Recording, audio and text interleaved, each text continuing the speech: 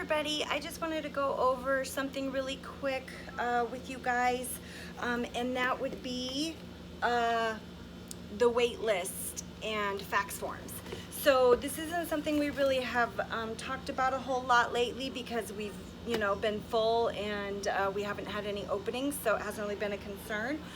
But we are getting a lot of inquiries when I'm here, which is Monday through Wednesday, and I was, this past weekend covering for a lady, so, I've been here like almost every day for 2 weeks, and the calls have been coming in on days I normally don't work also. So I want to make sure you guys know what to do when you get calls. Don't just say, oh, sorry, we're full, and then hang up. You need to get their information, okay? Let them know that we have a wait list. That means that when that we put people's names and phone numbers down, and when we have an opening, we call them and let them know, hi, yes, you showed interest. We do have an opening now if you're still looking for a placement for your loved one. And that's an excellent way for us to fill beds, if not too much time has passed. Once you get to like 6 months or a year where we don't have an opening, then usually those people have gotten something else by now. But sometimes they're not happy where they're at, so they find out we have an opening and they're willing to move them to us. Just because of the fact that we're available now. So one of the things that I want to make sure that you guys understand is that when you do the wait list, where's the forms?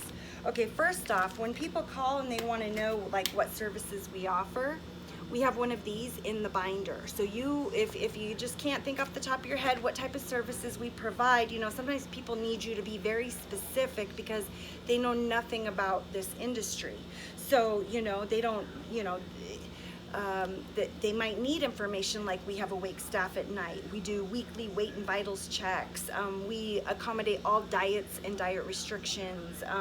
That we do toileting, shower, hygiene assistance, end-of-life care, feeding tubes, catheters. They might not understand, how complex our services can provide, so you want to make sure that, you either give people, if they ask, one of these forms, or you can read it, when you're talking to them on the phone. I wouldn't be like obvious that you're reading it, but you could just say, well, we provide all the meals and snacks. We do medication management. We, provide care plans, personal care, assistance with daily living. You can go through the list and read off things that, you might not even be, thinking. As far as rates and that type of questions when they ask them, you just have to tell them, you'll have to talk to the owner. You can give them my number, my cell phone number, but only give my cell phone number to people who have something to do with Pioneer House, okay? Family members, professionals. Don't give my number to everyone who calls because they will harass me. I've got solicitors calling me. I've got, all kinds of people who want me to buy stuff for the business and whatever. I don't want to be harassed by all those people.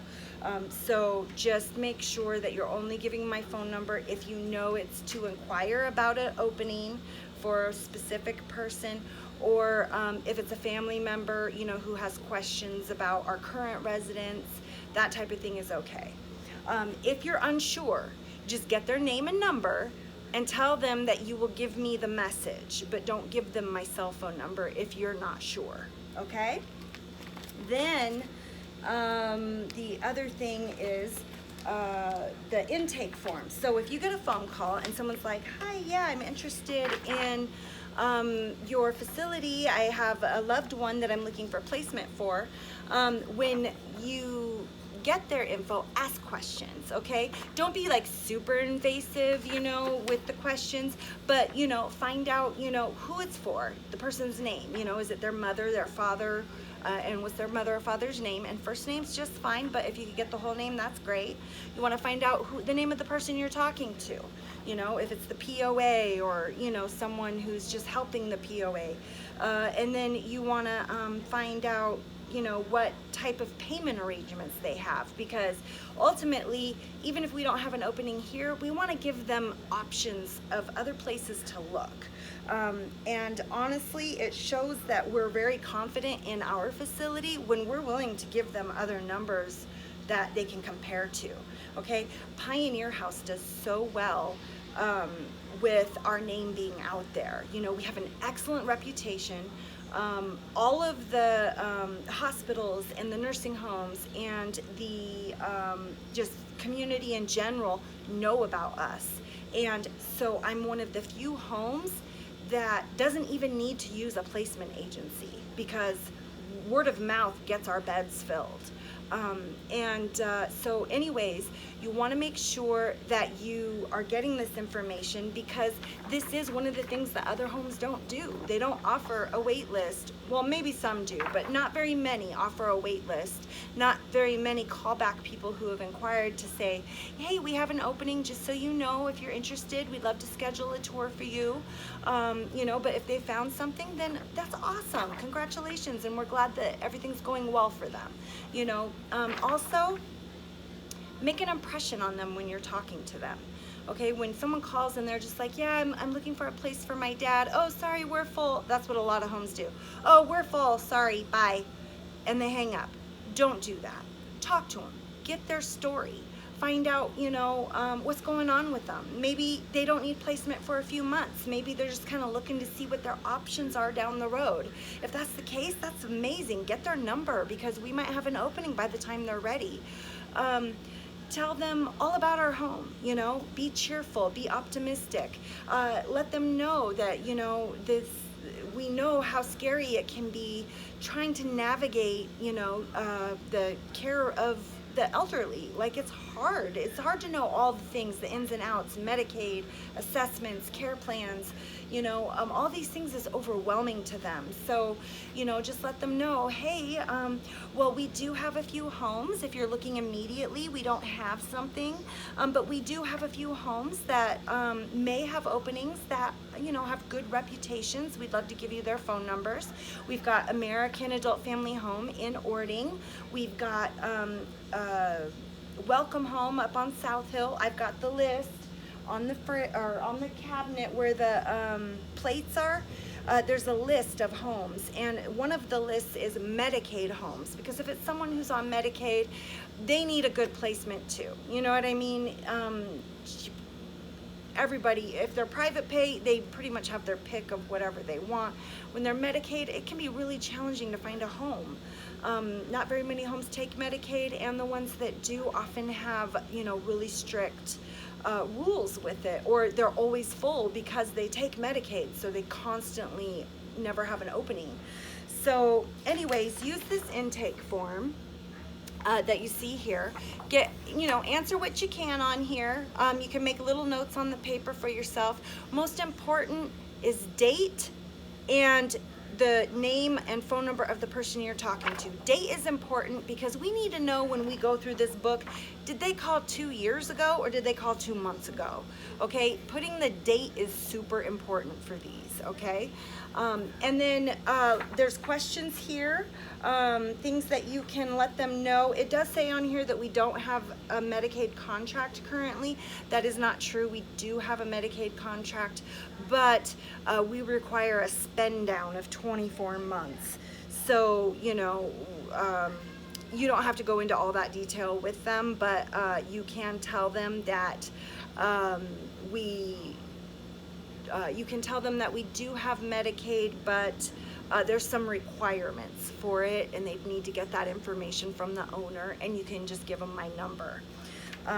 But anyways, you can go through here and try to answer some of these questions on the basic info. It might help also with conversation, you know, but be real friendly and try to be as helpful as you can. Give them numbers, give them my number. Tell them that if things don't work out with the numbers that they have, feel free to call back. If they have questions along the way, give us a call. We're happy to be a resource for them. Even if we can't provide placement for them, we'd love to make sure that they get, you know, their loved one to a good place. So anyways, once you fill that out, you're going to take a picture of it, send it to me. That way if they call my phone, I already have, you know, a little heads up on the info. And then you're gonna hole punch it and put it under wait list, okay? And that way when we have an opening, we can go back to this wait list and we can call all the people that you guys talked to, all right? And let them know about our opening. So the other thing is the fax list. When we do have openings, we always fax and notify all of the businesses around us. This is gold here, okay? This list is took a lot of work to put together, but all you guys have to do is go through the fax. It has instructions in here. You're gonna take one of these, this is the letter you're sending them that basically says we have an opening. You're going to fax it to all the numbers on this list. Sometimes it takes a while to get through 2 pages of fax numbers. So what we do is, you know, you just like star or dot all the ones that you do, and then when the next shift comes on, or you go to do it the next night, you know where you left off, or the next staff knows where you left off. You can star it, or you could just write the date that you faxed them, so everybody knows, okay, I don't want to duplicate these, like, you know, like 2 days in a row, so you know, they can know where to go from there. Anyways, so that's about everything with the wait list. If you guys have any questions about it, let me know. It's always good to get a little refresher on it. But yeah, so if you have people who call, just please make sure you make an impression. They're calling homes all day long. They'll call 20, 30 homes looking for openings, and be the one that they remember. Be the one that those people were so nice. I got a good vibe off of those people. That home seems like they're really good. They're super friendly. I bet they treat their residents good. You know, that that conversation, that, you know, showing that you care, showing that you're interested, when other homes just want to know, okay, well, are you private pay? Oh no, we don't want you then. You know, I mean, they don't say that, but you know, they just brush them off. Oh, you're not private pay, then I don't got time for you. Treat everyone, you know, the same. Treat everyone with respect and compassion, and just being that person who listens, because sometimes they want to talk forever about their problems or their loved one or their struggle, and you know, just being that ear makes a huge impression on them. You don't even have to say a lot, just a lot of, oh, I'm so sorry to hear that. Oh, well, you know, there's some really good options, even though we're not one of them. Let me give you a few numbers, and if you have any trouble or if none of them have openings, call me back or call Corey. She will help, you know, and just give them that reassurance that they're not alone in this, you know, dark maze of, you know, care for the elderly. That there's people who care and will help. So we want them to remember our name. Okay, so just do your best, and if you ever have questions on it, just let me know. I'm happy to help. However, and like I said, you can always give them my number if you're not sure how to help them, and I will do what I can too. Anyways, okay, thanks so much for listening, you guys. Talk to you later. Bye.